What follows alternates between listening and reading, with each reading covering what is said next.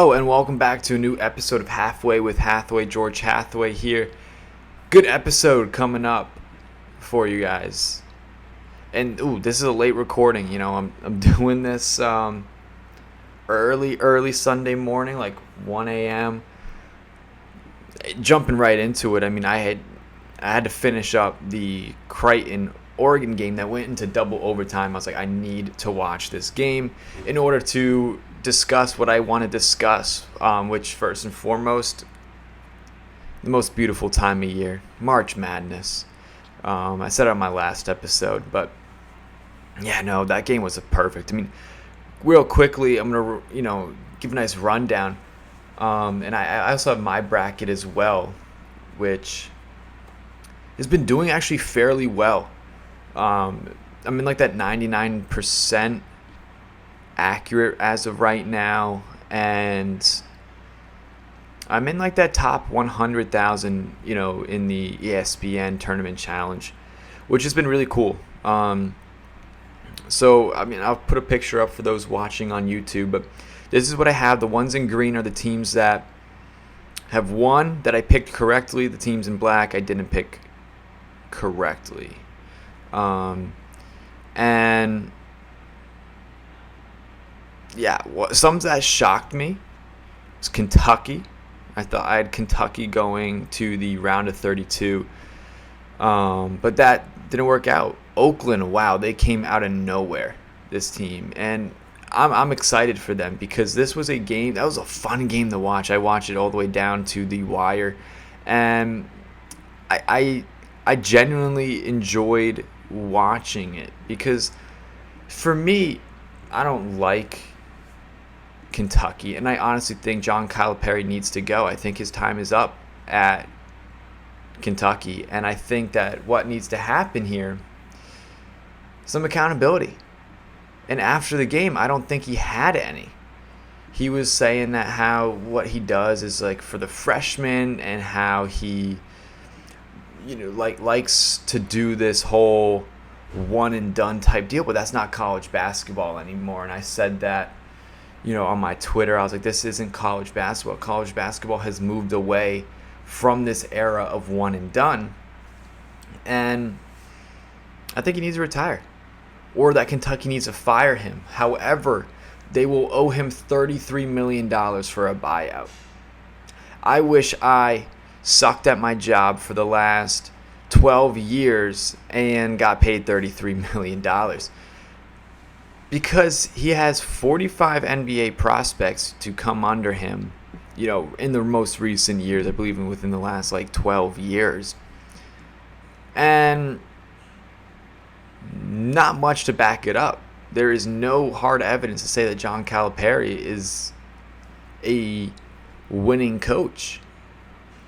I don't think so. I think that what we've seen from him recently is the inability to adapt to the current game of college basketball, which is you now go to the transfer portal, you pull a veteran player, you get some good guys to surround him, and then you mix in that freshman group as well.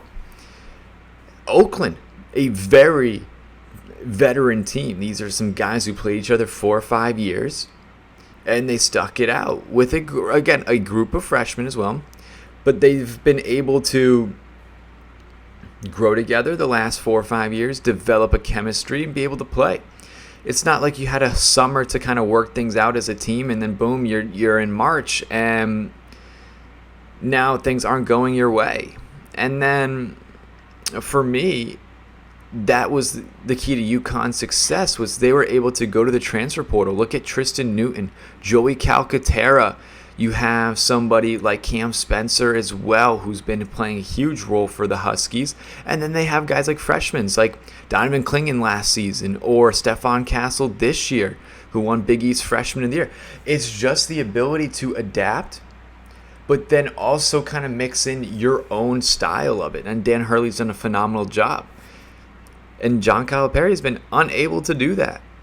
So his time is up. I believe so. It is time to reconsider if you're the Kentucky basketball program, who's supposed to be the pedestal for blue bloods for college basketball. But every year they seem to fail, losing in the round of 32, 64, making it to the Sweet 16. You never know. It's just things like that where you're like, okay, the resume just might not be there anymore. Great coach, but he's able to recruit people because he has the U and the K on the front, Other than that, is Calipari anything else? That's the question really to ask. And I don't think, that without Kentucky, without, the history, the program of the school, he hasn't done much. But Oakland, listen, you can't discredit a team, a 14 seed team. And you can't just be like, oh, it was just Kentucky failing. No, Oakland played phenomenal basketball. That was great. And I absolutely love, this team. This run won't be forgotten. That's for sure. And for me, it was a fun game to watch. It was certainly a fun game to watch, and it came down to the wire. Oakland ended up winning the ball game, but it was super cool. I think that that senior, I'm gonna mispronounce his last name, I'm pretty sure, but Jack Golke. I mean, that's unreal. 10 3-pointers in the win over Kentucky. And then after the game, he went on saying that he knows he's not an NBA player, but he can certainly compete with them. That's amazing. And to me, it's like, okay, you understand that you might not be able to make it to that next level, which I think a lot of college players should certainly come to the reality of that. It's that it's very rare to then make it from college onto the next level. But he understands that that's not his reality. However, he can still compete with somebody like Kentucky. That was phenomenal. And the threes were just unreal. Fadeaways, leaning back, off one foot, triple team, double team, whatever it may be. That was phenomenal. Oh, I loved it. That was really good. That was a big upset. Colorado, Colorado getting the win. That was good. I had Colorado, then I was like, oh, Florida's playing pretty well right now. Switched it to Florida. It didn't work out for me too well. Not at all. I was not on the good side of that one. That's for sure. One that shocked me, Yale over Auburn. Ooh, no, that was another close game. I love these close games, right? You have these 4 and 13 seeds with the, with the higher seed team winning. Dickenzie, same thing, over BYU. That was another good one. But man, Dan Hurley said it, Saturday. That UConn may be the basketball capital of the world, but is it time to start considering Connecticut to be that title? No. It's still running through Storrs, Connecticut, that's for sure. And it will run through Storrs, Connecticut for a little while. Because the Huskies are amazing. No, but Michigan State, I wasn't surprised. It's Tom Izzo in March. I don't think that was really like any other thought. Kansas, though, over Samford in that first round. Ooh, controversial. And I truly believe that. I think now in college they should start going to coaches' challenges because that could outcome a game like that, right? That can really change something. And to me, I think that's just the evolution of games, right? We see the NBA adapting to the coaching challenges, the rules that kind of come to that. That was a close game. That was a clean block, 100% clean block. And I know, like, in a moment like that, you see somebody try to go for a dunk. First off, why are you going for a dunk up one with 30 seconds left? Lay that in. I don't know why you're dunking contested on a fast break. What? No. That was red flag number one. But no, number two, it's that if you're a referee, you see somebody fall to the ground after a hard block. I can see why you call a foul. However, you're at the monitor, you're watching it. What are you gonna say to yourself? And be like, oh, damn, Well, that's the wrong call. That's the wrong call. Like, oh, man, it was crazy. But Kansas ended up losing to Gonzaga, and it wasn't even close.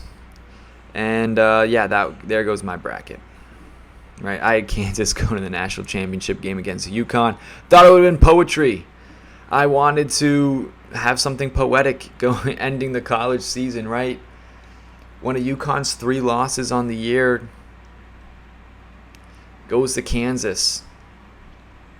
Would have been nice to redeem themselves, but no.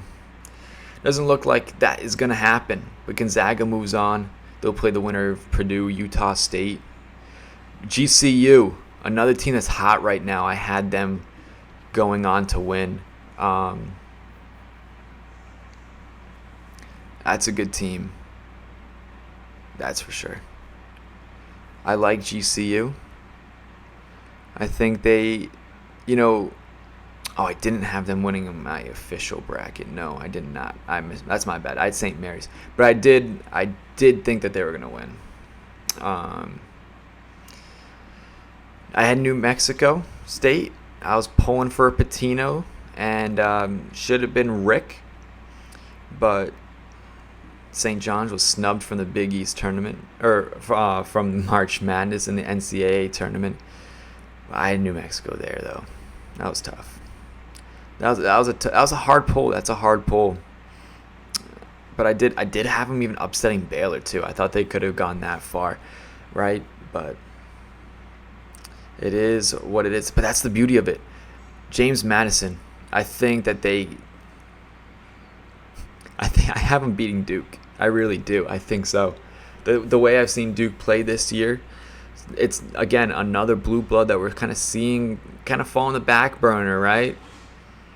It's like Lightning McQueen in Cars 3. You see him fading away.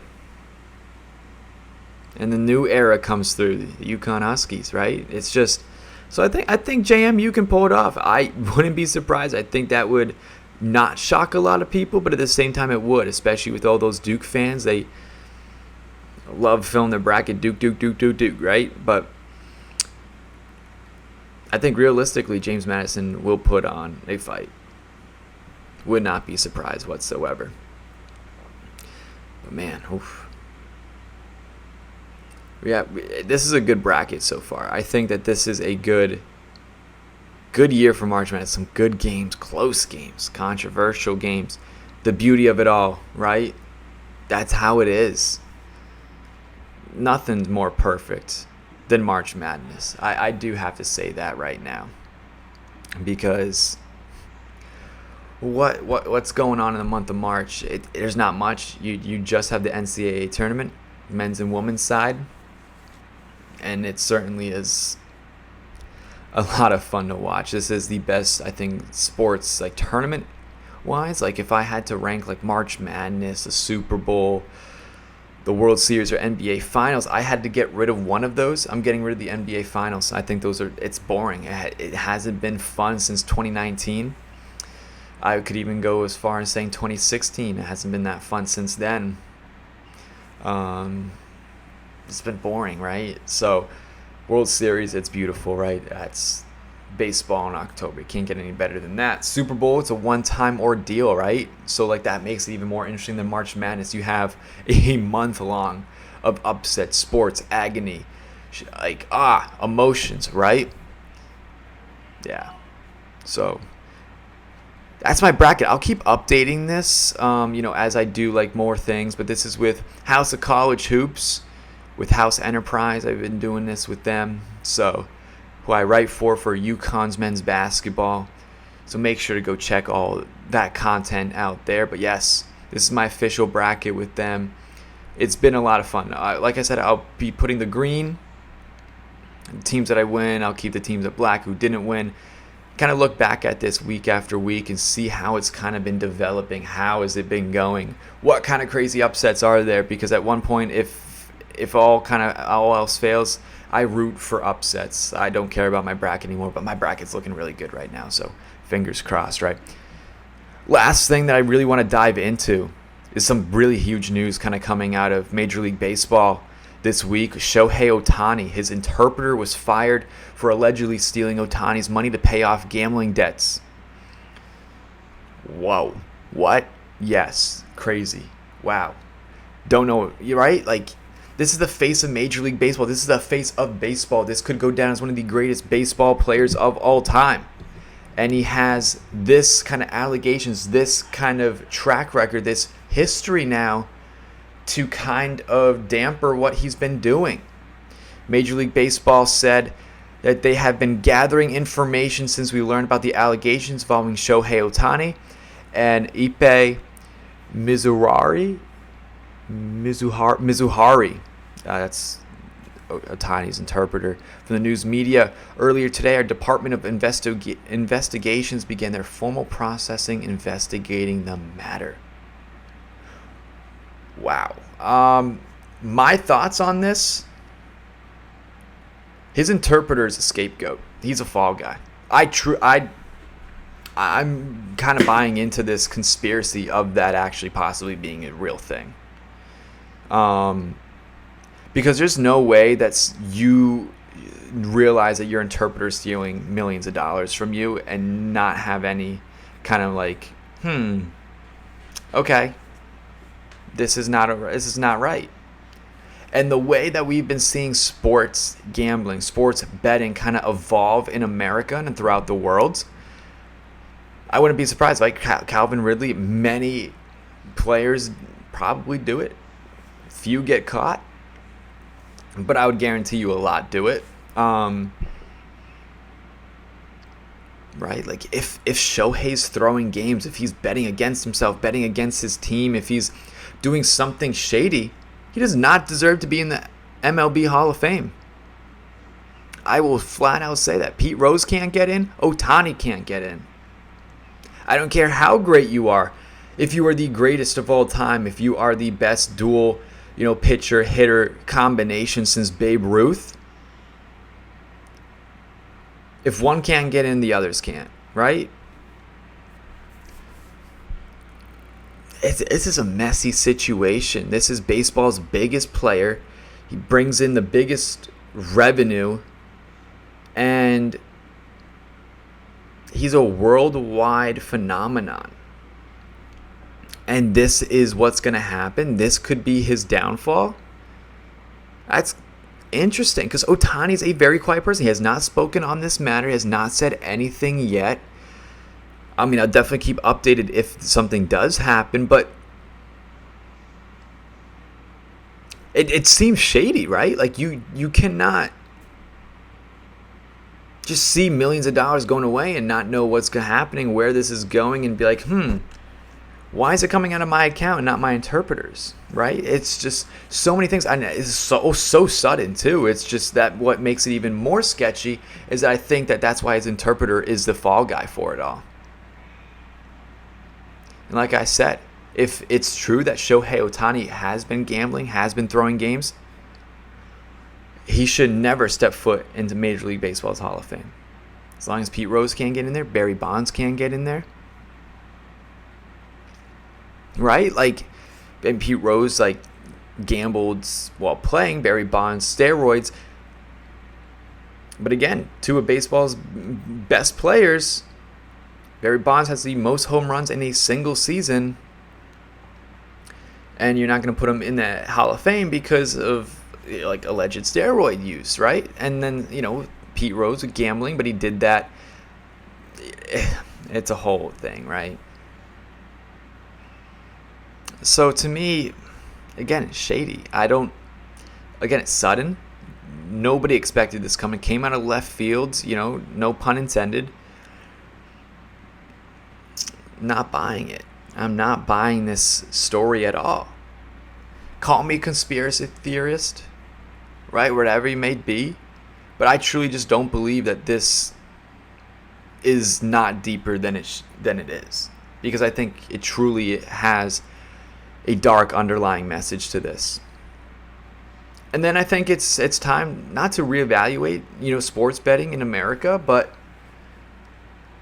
how are things going to change, right? This could be big because this is one of the biggest players in all sports doing this, right? Wild. It's wild.